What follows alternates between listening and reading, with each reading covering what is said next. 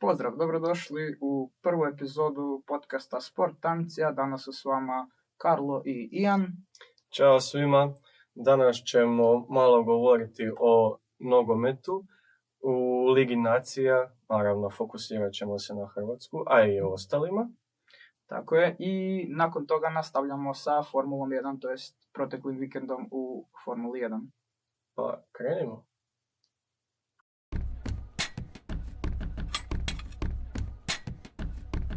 Dakle, počnemo s nogometom, to jest s Ligom nacija. Ovo se snima inače u ponedjeljak, taman dan poslije što smo bili izbačeni od Francuske, tako da su nam dojmovi još svježi, još smo užareni. Neću te podsjećati bez brige, ali moram zapravo te podsjetiti, tako da moramo ovo... Zbog toga smo tu, ne? Zbog toga smo tu na kraju dana, da, malo da se zezamo i da uživamo. Ne? Ajde, počnemo onda sa Hrvatskom, reci ljudima kako je to bilo, kako je prošlo. Pa evo, očekivao sam puno više od naših, ponajviše od Dalića, koji je po meni to jako loše jednostavno postavio čitavu igru po meni. Nije se nadigravao s njima kao u četvrtak, po meni trebao je imati isti pristup kao i u četvrtak. I onda bi imali puno veće izglede za prolazak. Ovako je doslovno izgledalo ko da smo skinuli gače i samo čekali da nam metnu 2 komada. Evo, tako je meni to izgledalo. Dobro, da. Bio sam tamo, pored tebe, pa smo gledali zajedno smo i komentirali, stručni žiri je bio tu. Ali, da, istina, slažem se s tobom, nismo uopće nekako dobro igrali.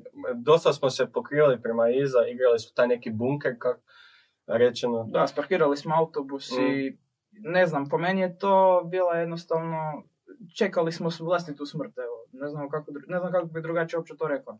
A da, zato jer smo mislili da smo sigurni sa 2 gola i kao, ajde, proći ćemo dalje, imamo 2 gola prednosti, ali sve dobro, se dalo promijeniti. Budimo iskreni opet da smo se uspjeli obraniti, da nismo primili ovaj drugi gol. Dobro smo se mi branili, solidno, ali nije to pristup kojim se prolazi. Jednostavno tako se ne stvaraju šampionske ekipe. Ne možeš ti čekati da ti neko zabije gol. Čak ako imaš prednost od 2-0 iz prve utakmice, ti moraš igrati kao što si igrao u toj prvoj utakmici. To jest, ako si već dobio 2-0, trebaš nastojati da opet ponoviš taj dobar nastup, a ne da nešto kemijaš, da nešto kalkuliraš. Nema kalkuliranja, ovo je nogomet. Trebalo se jednostavno... Slažem se. Da, ne može se kriviti ni Kramarić, ni Stanišić koji su promašili penale, ni bilo ko je promašio penal. Jednostavno, po meni najveći krivac za ovo je naš izbornik. On je morao jednostavno pripremiti, galvanizirati ekipu, pripremiti ih da se bore, da igraju za posjed, da napadaju, jer ovo nije ličilo ni na šta. Ali svakako treba pohvaliti, kako si rekao, već našu obranu, ali mislim da našu hobotnicu na golu Livakovića. Vrhunski nastup i oba nastupa, šteta za prva 2 penala koja smo pucali raspucavanjem. Bio je na obje lopte. Da je obranio, opet bi bio u svim vijestima, nažalost sad nije. Mislim, hrvatski mediji ne možeš puno očekivati od njih. Tako da, ali opet, dobro je branio, odlično je branio obje utakmice. Zaista šteta što nije obranio barem jedan penal. Bio je na 2 lopte, ali ovaj drugi udarac, to je drugi 11-terac je bio stvarno precizan u lijevi donji kut, neobranjivo. Prvi nismo imali sreće. Da, malo je sreće falilo, odbio je loptu od poda, lopta se odbila u gol. Bio je na lopti, opet kažem, malo je sreća falilo. Ali mi smo gubili zapravo 2-0 na tim penalima i onda smo se vratili. To nam je dao taj neki boost da se još više vratimo. Evo, iskreno, da, u tom trenutku sam mislio da prolazimo, stvarno, ali evo, opet, to je ta, na neki način opet dođe ta lutrija. Na kraju, mislim, ne možemo to nazvati lutrijom, ali opet možemo, evo, te debate su tu. A dobro, ništa. A dobro, moramo pohvaliti Manjana, koji je dobro branio, iako ovih prvih 90 minuta nije baš imao šta zaraditi, osim doigravati svojim nogometašima. Da, svojim obrambenim igračima, da. Stvarno nije imao puno posla prvih 90 minuta, ako uopće ima. Sljedećih 30 minuta je čak nešto radio, ali došao je do izražaja na penalima. Da, lijepo je obranio ova 2 penala, Stanišiću i Baturini. Nisu bili loše izvedeni penali, mislim, mogli su biti bolje izvedeni. Naravno, ta poluvisoka lopta uvijek najbolja za vratara, pogotovo kad se tako gađa u kut, ali kažem, ne mogu se kriviti ni Baturina, ni Stanišić, ni Kramarić za onaj promašeni penal, jer ne možemo znati poslije Kramarićevog penala, ne možemo znati kako bi se utakmica odvijala da je on zabio. Možda im izgubili 3-1 na Poljudu. Tako da ne može se jednostavno sad o tome polemizirati. Dobro, istina. A šta ćemo sad? Hrvatska nije prošla i sad... Ajde, barem lakša skupina za kvalifikacije za svjetsku. Jedna pozitivna točka od jučerašnje utakmice. A isto. Barem nešto. A koje su još bile sljedeće tekme? Koje su tekme još bile? Pa znači, tog četvrtfinala jučer bile su još 3 utakmice. Dakle, ova na koju bi mi bi išli na Španjolce da smo prošli dalje, sad će igrati u polufinalu Francuska i Španjolska. Dakle, Španjolci su na 11 terce prošli protiv Nizozemske, dakle, bilo je jako napeto, isto kao i na našoj utakmici, znači jedni baš bok uz bok. Tako da Francuska, Španjolska bit će zanimljiva utakmica, svakako 2 po meni najjače europske ekipe trenutno. Istina, dakle, slažem se. Španjolci s Jamalom, Francuzi s Mbappéom predvođeni, bit će to lijep dvoboj za gledati, svakako. Naravno što neće biti Hrvatske tamo. A da, puno je tih mladih nada i u Francuskoj i u Španjolskoj. Čak bih rekao da su bolje i u Španjolskoj nego u Francuskoj, ali sad je to neke druge debate. Da. A dobro, ništa. A drugi dvoboj polufinala će biti Njemačka i Portugal. Dakle, Njemačka je prošla protiv Italije. Jako zanimljiva utakmica, bilo je 3-3 je bilo na kraju utakmice ove druge. Ali s obzirom na rezultat prve utakmice gdje je 3-1 Njemačka pobjedila, sveukupno 6-4, dakle Njemačka je prošla dalje. A Portugal i Danska su odigrali obje utakmice, to jest u prvoj utakmici je 0-1 pobjedila Danska, u drugoj utakmici Portugal 3-2 išli su na produžetke, Portugal na produžetke zabio još 2 gola i prošao dalje. I lagano prošao i sad ide Portugal na... Koga si rekao? Na Njemačku, da. Portugal, Njemačka, Francuska, Španjolska. Da, to su ta 2. I koje su tvoje predikcije? Ko bi mogu završiti u finalu, a ko bi za 3. mjesto? Stvarno, Francuska, Španjolska može bilo ko proći, ovisi. Ja bi čak prije rekao Španjolska nego Francuska. Da, mislim, Španjolska definitivno igra ljepši nogomet, to sigurno nekako izgledaju sigurnije. Ali stvarno je nezahvalno raditi te predikcije, pošto obje ekipe su vrhunske, imaju vrhunske igrače i može otići na bilo koju stranu. A što se tiče Njemačke i Portugala, pa isto tako može otići na bilo koju stranu. Evo jednu predikciju koju ti mogu dati je da će vjerojatno prvak biti s ove naše strane ždrijeba, Francuska ili Španjolska. To ti mogu odmah reći. Jer ovi Njemačka i Portugal ne izgledaju ni približno dobro po Francuska i Španjolska. Tako da... Ajmo sad pokušat prediktati ja i ti prvih 4, kako će to izgledati. Prvih 4? Da. Se igraju za 3. mjesto, nisam siguran. Mislim da se igra, da. Mislim da se igra, da. Prvi, pa ja bih rekao prva bi bila Španjolska, druga Njemačka, 3. Francuska i 4. Portugal. Ja bi čak rekao da, dobro, Španjolska da, istina. Po meni Španjolska isto osvaja, ali da bi čak Portugal mogao iznenaditi Njemačku, iako sam skeptičan, ali moguće. Sve je moguće, to je nogomet ipak. Znači ti kažeš da će Portugal proći Njemačku i biti drugi? Da. U redu. I Njemačka će biti 3, Francuska 4. Francuska 4. Da. Ne bi ni bili u top 3 poslije što nas pobjede. Ne znam, obično ovi koji nas izbace na velikim natjecanjima, dobro ajde, Liga nacija se ne može baš nazvati velikim natjecanjem, još uvijek i to je neko ko prijateljske utakmice malo jače, ne znam, nešto na tu foru. Za 10-15 godina to će biti treba europskog možda. Pa da, treba zbildat neki legacy, ne možeš ti samo tako, to je još uvijek novo friško natjecanje. Tako da, znači ti, ali ne znam, kao što sam krenuo govoriti, obično ovi koji nas izbace osvoje, tako da, evo, Francuska bi mogla osvojiti, nikad se ne zna. Da. A dobro, ništa, osim ove, dakle, još u ovoj kao A ligi Lige nacija, što je bitno za napomenut, da su prošla sva 4 domaćina, koji su ovu jučerašnju nedjeljnu utakmicu, drugu utakmicu, igrali doma. Dakle, što misliš o tome? Pa, dobro, istina je kad igraš doma, onda taj neki boost publika daje i onda igraš samouvjereno i pun si energije i jednostavno ti ta publika nekako osnažava i s energijom i sa svim tim, jer jednostavno lijepo ti je dok igraš doma i još tome pobjediš. A ako doma izgubiš, nije baš lijep osjećaj, tako da se trudiš da pobjediš. Naravno, trudiš se ti svaku tekmu da pobjediš, ali dok doma pobjediš, to je onaj next level. Da, vratimo se sad na ovo prije. Dakle, format Lige nacije je doslovno ko da se igraju dvije prijateljske utakmice, ovo izgleda. Znači, jedna se igrala u Parizu, jedna se igrala u Hrvatskoj u Splitu. Doslovno ko da su odigrali dvije prijateljske. Zato baš Liga nacija po meni nema taj feeling velikog natjecanja. Nije to da svi borave negdje po mjesec dana, tipa u Brazilu ili ne znam, sad u Njemačkoj na Europskom prvenstvu prošle godine. Jednostavno nije to. Ne može to biti to. A dobro, kako smo rekli, vidiš, svi koji su bili domaćini u uzvratu su prošli dalje. Dakle, imali su taj boost publike, kao što si rekao, i po meni to, neću reći da nije fair, ali nije to opet.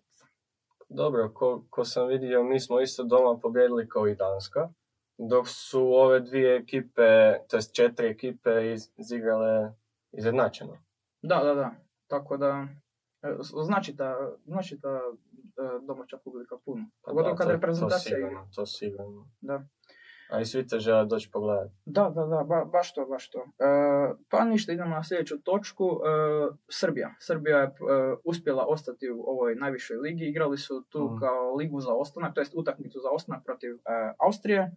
Prva utakmica je završila neriješeno 1-1 u Austriji i drugu utakmicu sad su dobili 2-0 s pogocima Maksimovića i Vlahovića. Tako da evo, čestitke susjedima, oni su uspjeli ostati u toj najvišoj ligi. Nadamo se da ćemo ih susresti nekad. Da konačno igraju Hrvatska i Srbija opet. Mislim da se odnosi između dvije zemalja baš poboljšali u posljednje vrijeme, tako da bilo bi lijepo vidjeti te dvoboje, barem ta dva dvoboja u skupini. Ja samo bi se htio nadovezati na tebe. Kad si spomenuo Vlahovića, znam da on igra za Juventus. Da? Pa samo bih htio pohvaliti naš novog trenera Juventusa, Igora Tudora, koji je preuzeo jučer ili prekjučer tu traku trenersku u Juventusu, tako da što misliš tome? Pa mislim da on dobar trener, ima svoje kvalitete i ako ga malo posluži sreća, posluži ga lopta, može svašta se dogoditi. Evo. Da. Ali evo, puno sreće njemu. Pa da, istina. Evo, Igore, ako nas gledaš, puno sreće. Da. Želimo ti puno sreće iz redakcije Sportanci. Tako je. Da, i još jedne susjede valja pohvaliti. Slovenija-Slovačka 1-0 jučer u Sloveniji se igralo, evo opet domaćini. Isto tako i Srbija, opet domaćini. Dakle, svi domaćini u ovim našim utakmicama koje pokrivamo su prošli. To jest pobjedili taj dvomeć. Tako da, baš ima neki pattern. Dakle, utakmica Slovenije... Jesi htio nešto reći? Ne, možda. Dakle, utakmica Slovenije i Slovačke, oni su prvu utakmicu odigrali u Slovačkoj 0-0, bez pogodaka, isto tako i drugu. Išli su u produžetke i u 95. minuti u prvom produžetku, dakle, Gnezda Čerin je zabio taj jedini pogodak u, koliko je to, 180 plus 30, 210 minuta. Dakle, u 210 minuta jedan gol. Nije baš atraktivni dvomeč, ali evo, čestitke susjedima, oni su uspjeli ostati u toj B ligi, tako da. Da. Evo, isto i od mene čestitke Sloveniji i Srbiji, naravno, ne smijem na nju zaboraviti. Tako da, nadamo se za koliko godina se opet igra Liga nacija, da ćemo se susreti. Ne igra se čak svake godine. Svake godine? Nisam siguran. Nisam ni ja, tako da, nadamo se vidjeti ih u A ligi, pa možda i u dvoboju s nama. Tako je. Ništa, to je bilo sve od nogometa, jednako imaš nešto za spomenuti? Pa, nema. Dakle, evo, ovaj tjedan nas čeka 5 novih utakmica u HNL-u koji se baš uzburkao, tako da ćemo to pokriti idući tjedan. To je bilo sve od nogometnog dijela, a sad krećemo na formu. Ajmo.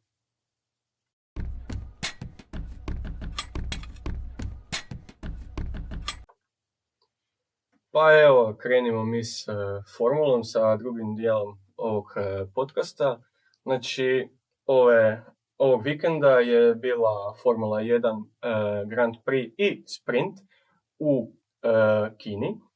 I pa čak je i dosta zanimljivo bilo. Ovog vikenda je taj bio prvi sprint u kojemu je naravno su bile prvo kvalifikacije i za sprint, pa je bio sprint, onda su bile kvalifikacije za Grand Prix i onda je bio cijeli Grand Prix u nedjelju koji se pomno pratio, naravno. Kvalifikacije za sprint su se održale u petak, poslije prvog prektisa i za čudo Ferrari je sa Lewisom Hamiltonom bio prvi na tim kvalifikacijama i a šta da kažem, mislim čovjek je dominirao u Mercedesu jako dugo i mislim nije za čudo, ali za čudo jer Ferrari sam kao Ferrari nema baš dobru strategiju, iako ima jako dobar bolid. Znači, kao je bilo rečeno ovo ironično, ali u isto vrijeme opet se čudite tome što je bio prvi kolega zato što nemaju dobru strategiju. Pa da, jer sam Hamilton, sedmerostruki prvak svijeta u formuli, to nije mali gol. Kao jedino ko ima još 7 naslova prvaka je Schumacher, a za Schumachera mislim da su svi čuli koji ne prati formulu. A mislim da su i za Hamiltona. Sad su i za Hamiltona čuli zadnjih par godina jer nije to malo dostignuće. Da, nije to mala stvar, mislim da Hamilton, mislim da je to već kao household name, kako bi rekli Englezi. Da, mislim, to... pa čak i prošle ili predprošle godine je dobio status Sir i ova utrka u Velikoj Britaniji na Silverstonu, jedan straight ima po njemu, Sir Lewis Hamilton straight. Da, straight to je kao dio staze, ne? Da, to ti je dio staze koji ti je ravnica, zato se i zove znači ravni dio staze. Da, na kojemu se dolazi do brzine čak i do 300 km/h. Znači to je onaj za ljubitelje brzine baš dio staze. A pa, naravno. Tu treba ga stisnuti. Dobro, znači za kvalifikacije smo govorili, Hamilton je bio prvi, Verstappen u Red Bullu je postignuo to drugo mjesto i Max Verstappen. Da, možemo. Dalje su bili Piastri, Leclerc, Norris i tako dalje. I sprint u subotu koji se vozio nakon drugog praktisa, Hamilton je zadržao to prvo mjesto, Verstappen nije uspio osvojiti to drugo mjesto, a nije bome uspjeno osvojiti prvo mjesto, prestići Hamiltona, njega je prestigao Piastri za to drugo mjesto, tako da je Verstappen pao na treće, Piastri došao na drugo, a Piastri koji vozi za McLaren s Norrisom, koji je za čudo, to bome je za čudo bio 8, koji imaju najbolji bolid ove godine, bio je samo 8 i dobije samo taj jedan bod, jer to je dobro, ovo je bila tek druga utrka, mislim, tek se zahuktava, ne mora značiti da će ova jedna ili to je 2 utrke odlučiti sezonu. Znači, pa dobro, to je istina, ali bome u formuli se svaki bod važi. Gledaju, na primjer, 2021. godinu.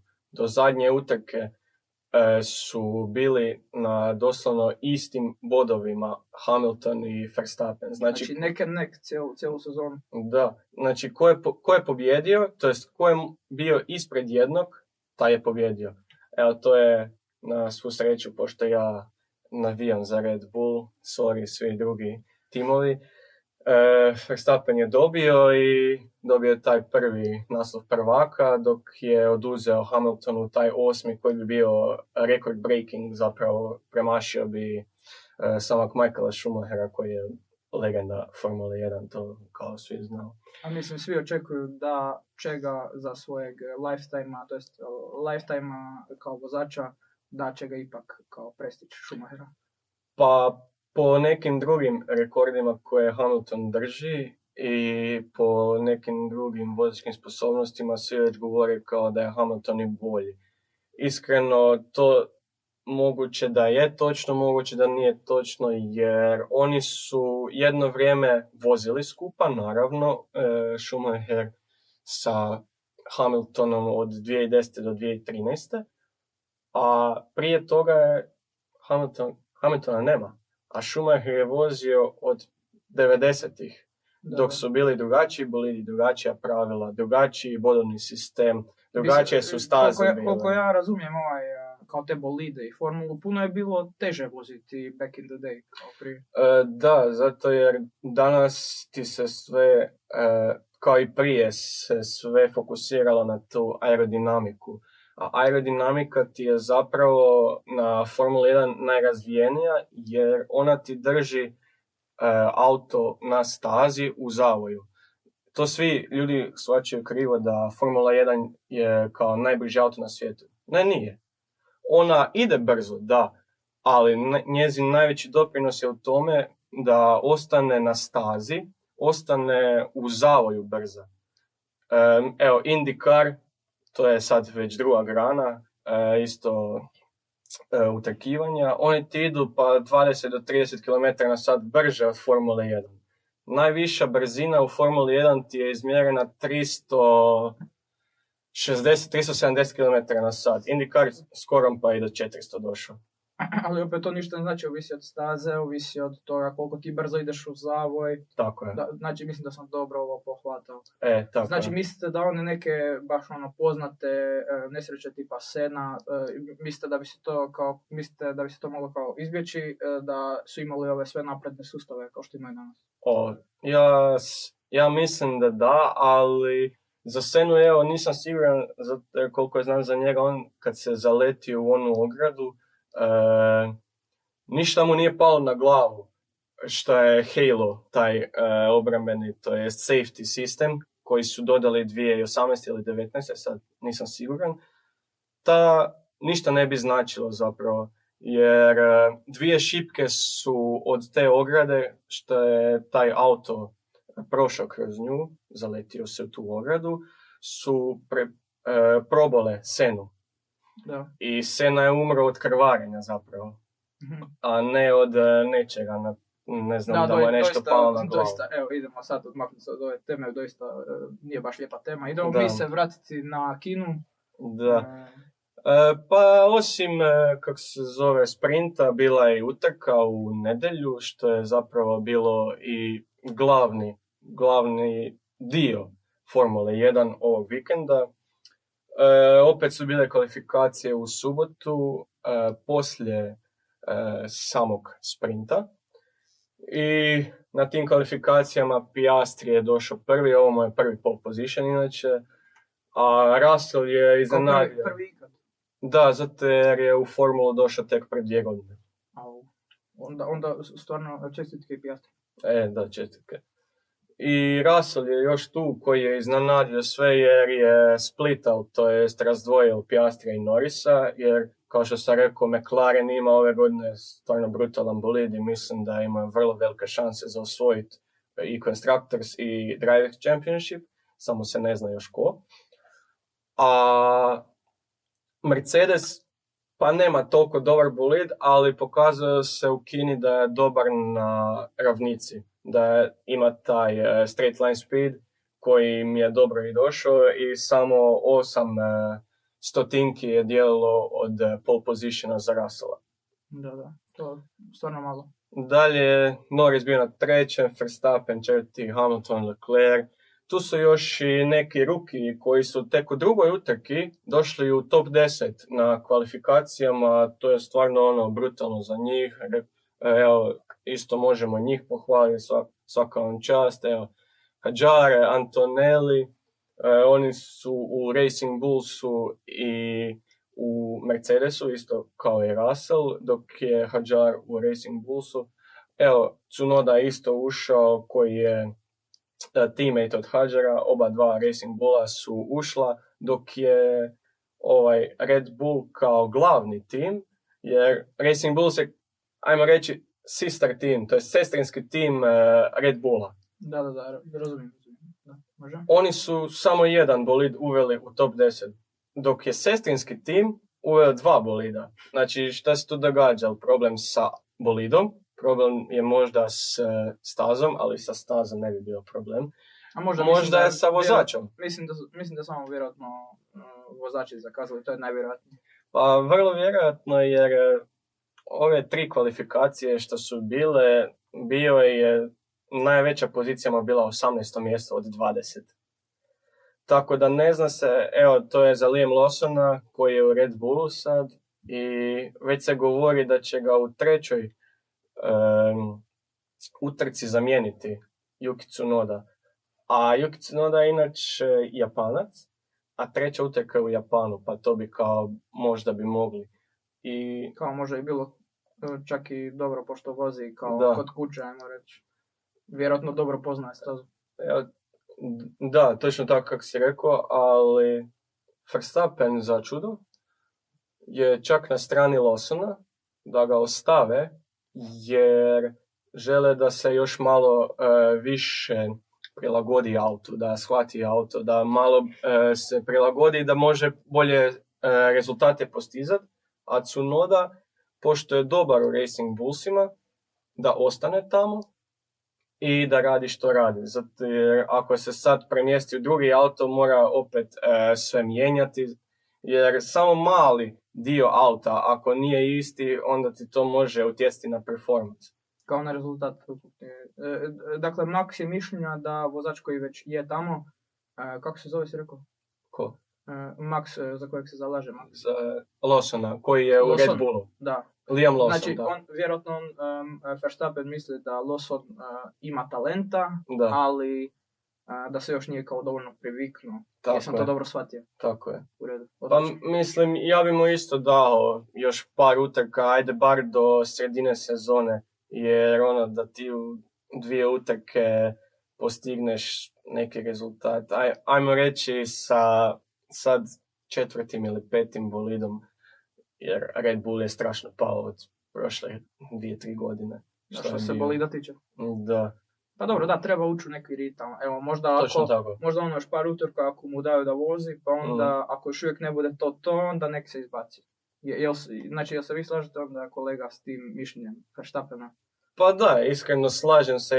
Ja mislim da bi ga trebao staviti još za par utrka, kako sam rekao, ajde bar, ako ne do sredine sezone, onda bar još 5 utrka, rekao, možda njemu nije se sviđala staza, možda mu nije odgovarala, možda on treba neki street circuit, na primjer Baku ili Monaco, i onda će biti na vrhuncu. Možda će čak i pobijediti. Ne znamo. Da, stvarno se ne možemo znati. Evo. Da, ne možemo. A možda je bilo i do vremenskih uvjeta, ne znam kakvi su bili vremenski uvjeti. Su bili dobri, su bili možda neka kišica, ne znam. Pa na početku je bilo kao oblačno, ali nije govorilo se za kišu i na kraju je bilo i sunce, tako da nije bilo kiše na kraju. Znači nije do vremenskih uvjeta, nego samo isključivo vjerojatno do staze, do prilagodbe na bolid. U redu, to će se riješiti kroz vrijeme. Da, vjerojatno je tako bilo. Nadajmo se za Lawson. Da. Ne mogu. Lawson. Dobro, Liam Lawson. Lawson? Da. L-O-S-O-N. L-A-W-S-O-N. Okej. Lawson. Aha, znači Britanac. Australac. Zapravo Novozelanđanin. Lawson, okej. Zapamtit ću. Lawson, okej. Pa evo, za njega nadamo se da za njegovo dobro, ajmo tako to reći, da će se popraviti. Pa da, ja se nadam jer ipak navijam za Red Bull, tako da ajmo Lawson napravi nešto. Da, a mislim, evo, ima dobar sap Tsunodu, tako da. Nadamo se, ne? Da, samo nada ostaje. Pa dobro, vratimo se mi onda šta je uopće bilo na samom Grand Prixu. U nekim početnim krugovima jedan od, ajmo reći, najmlađih, najiskusnijih, šalim se, Alonso je tu već sa 41 ili 42 godine, on ima najviše startova u F1, on je u početnim krugovima imao probleme sa kočnicama, kočnice su se doslovno pregrijale i zapalile. To ne zvuči dobro. Pa i nije bilo, tako da je morao DNF je dobio. Morao je negdje od sredine kruga već voziti bez kočnica do pitboxa, samo da se umirovi, jer jednostavno nije mogao bez kočnica voziti, naravno, safety hazard i za njega, a i za druge igrače. A znači onda su to oni popravili i nastavio? Nije, DNF je dobio. DNF, aha, to znači kao did not finish. Yes. Ok, super.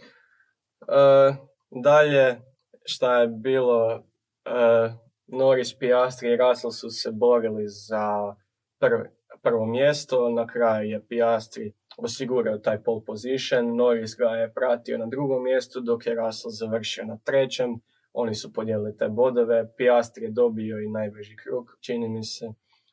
Verstappen je u nekim posljednjim krugovima prestigao Leclerca za to 4. mjesto koje nosi 2 više boda, tako da moguće da će to... Nije Leclerc u Ferrari? Jest. Znači oni su kao teammate, ali ipak je Verstappen kao bio ispred njega jedno mjesto. Ne, Verstappen je u Red Bullu. Aha, da, totalno sam se zbunio. Da, nema veze. A Lewis Hamilton je u Ferrari. Tako je. Okay. I da, na kraju utrke, već nakon pa kojih 5-6 sati, došla je vijest da su Gasly, Leclerc i Hamilton bili diskvalificirani. Zašto? Pa zbog priče o regulacijama. Znači, nisu poštovali regulacije, a ne mogu reći da su zeznuli, zato jer doslovno Leclerc i Gasly su na kraju svake utrke poslije ti se važe auto od svih. Okay. Bolice važe i uzima se gorivo van na testiranje, ako nisi nešto prčko s njima. Okay. I mora ti ostati još gorivo za 2 kruga. To gorivo se makne i mjeri se auto po težini. Auto ima 799 kg, a propisano je da mora imati 800. Tako je bilo i za Leclerca i za Gaslya. Znači do mehaničara je, nije do vozača. Pa vozač tu ništa nije mogao, doslovno. Jednostavno za 1 kilu su ga smanjili, koja im je bila sudbena i tako je... Sudbenost, da. Da, i Leclerc i Gasly su, koji su u bodovima završili, diskvalificirani. Tako da ništa za njihov tim, a Hamilton, sad, da imam tu neku karticu, mogao bi ti pokazati, ali doslovno jedna daska koja ti je ispod bolida, koja ti je isto za aerodinamiku, koja ti doslovno sjeće vjetar kako ti ide, pa ti auto ne ide gore dolje. Okay. Ta daska ti je bila na 8,6 mm, a propisano je da mora biti 9 ili više. Znači za 4 mm, znaš šta je to? Je to kao sad bio safety hazard ili? Ne, to su samo regulacije. Samo regulacije, znači nema to veze sa safetyom, toliko više regulacije. Da, doslovno. Samo regulacije su bile bričane i jednostavno... I sad znači imamo 3 diskvalifikacije poslije utrke zbog mislim da tu imam neku karticu. Evo, jel vidiš ovu karticu tu? Okay. Za manje od toga su ga diskvalificirali. Užas. Mislim, a dobro, mora se. Mislim, ako ne poštuju svi te regulacije, onda će svi moći kako god žele napraviti bolid. I... Da, to je istina. Moraju se poštovati pravila. Koliko god je 4 mm, možda nije puno, ali može značiti. Istina. 100% da može značiti. I tako su se jedni od tih ljudi, to jest vozača koji su se našli ili u bodovima iza Leclerca, Hamiltona i Gaslya, dobili još više bodova jer su promovirani na veće mjesto, a neki koji uopće nisu bili u bodovima, na primjer kao Stroll i Sainz, su promovirani u bodove, tako da su oni dobili neke bodove za svoj tim. Znači, ludo što se sve može dogoditi u toj formuli, znači stvarno svaka sitnica je bitna. Pa mogu da ti rečem, svaka sitnica je bitna.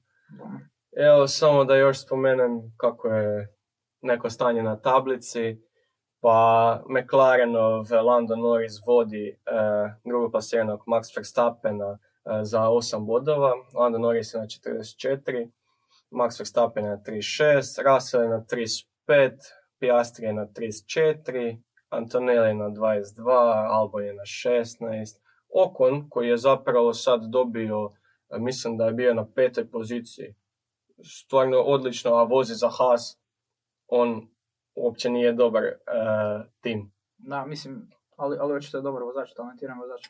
Tako da moguće već od iduće sezone da će biti negdje drugi. Moguće, sve je moguće. Ja, mislim, to su sad rane predikcije, ali nikad se ne zna.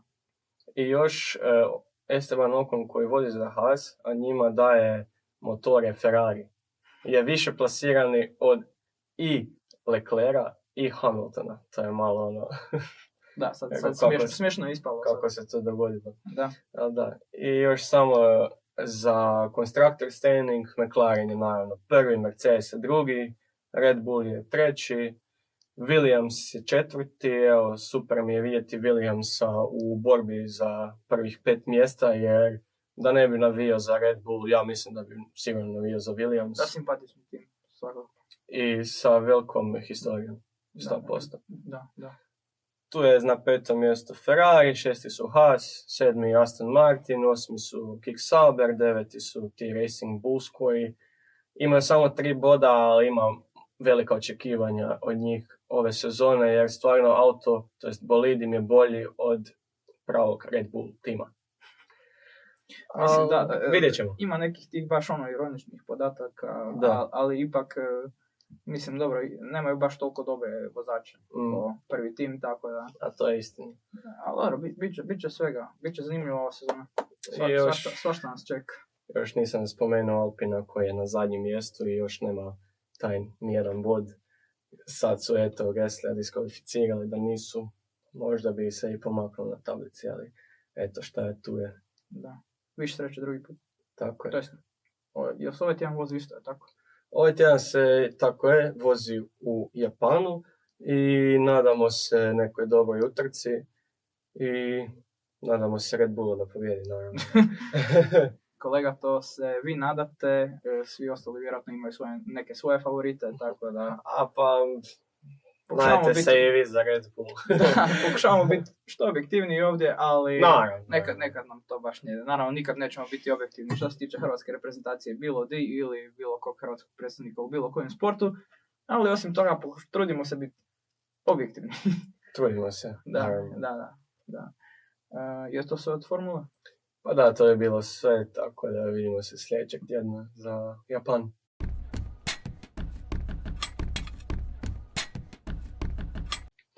Pa evo ljudi, ovo je bilo sve od današnje sportancije. Sportancije, bome. Tako je. Prve od mnogih, nadamo se. Nadamo se da ćemo imati svjetlu budućnost. Mnogo. Dobro, nemojte sad prognozirati našu budućnost, kolega, ne znam, nismo baš tak dobri.